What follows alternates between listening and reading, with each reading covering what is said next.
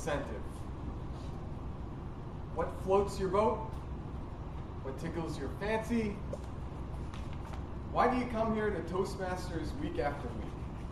That's what I want to know. Everyone has their own reasons. I want to know why you come. We'll get back to that in a little bit. Let me explain. Charlie Munger, he says that most things that involve humans are very predictable, that we consider irrational or unpredictable. And he says, if you understand human behavior, and he says, if you want to understand human behavior, look at the incentive. What's the incentive behind it? There's a lot of great examples of this. In management, people study how to align the incentive to get people to do the behavior that they want to do. For example, do you know that FedEx was having trouble getting out their third shift packages, the night shift? So instead of paying people by the hour, they paid people by the shift. So that instead of people working till 7 o'clock every night, 7 a.m., they'd work till 6 a.m. and get everything out the door. And all of a sudden their packages were running on time and early. They didn't care how people got it done as long as they paid by the shift. But you can think of this like a train. This train's running along, and you got the fuel going in. And if you understand what the fuel is, you know how far the train's going. And most of the times people are trying to figure out what kind of fuel to put into someone else to figure out how to get them to do what they want. But at Toastmasters, and for a lot of other things that we do on our own, we have to figure out what the fuel is, what the incentive is for us to keep coming back.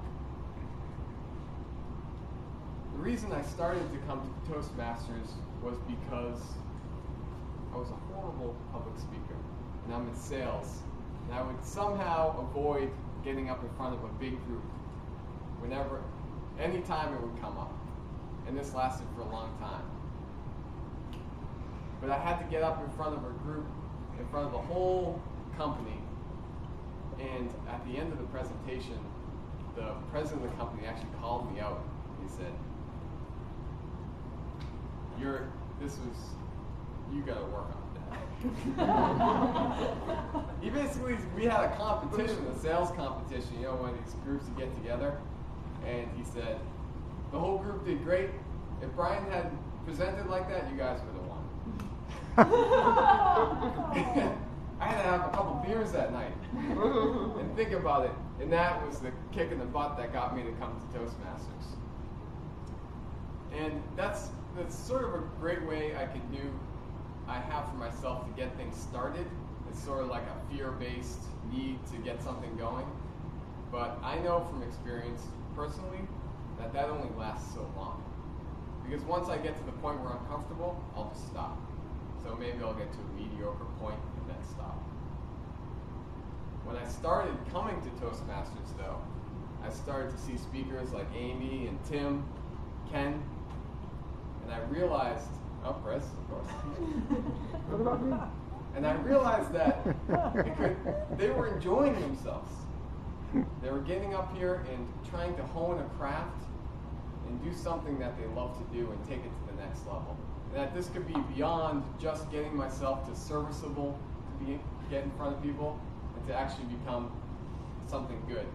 And that can get you up in front. So that's the incentive I've realized that can keep me going.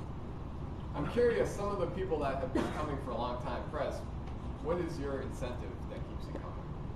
Just meeting similar souls and growing in the process together, always. Very cool. So you had mentioned this last week, and it's been in my mind the whole time, is that Prez said when he gets up here in front of the audience, he tries to connect with everyone. I thought that was so cool.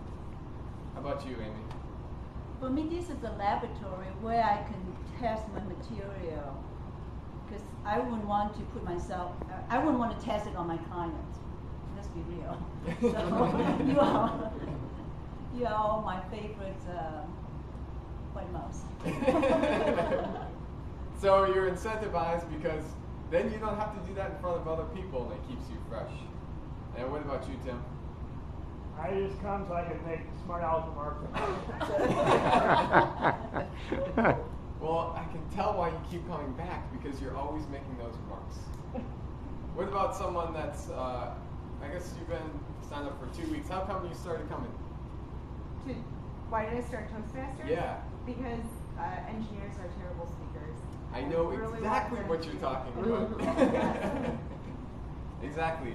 I have an engineering background too, and if we can become good public speakers, then it seems like the sky's the limit. We differentiate ourselves from every other engineer out there. So I'd encourage you to understand what incentivizes you. What are some of the things that you've done outside of Toastmasters that you've done for a long time? And what are the reasons that you've done those things for a long time? Understand your own incentives, and if you can align those with Toastmasters, you'll be coming here for a long time, and the more you do it, the better that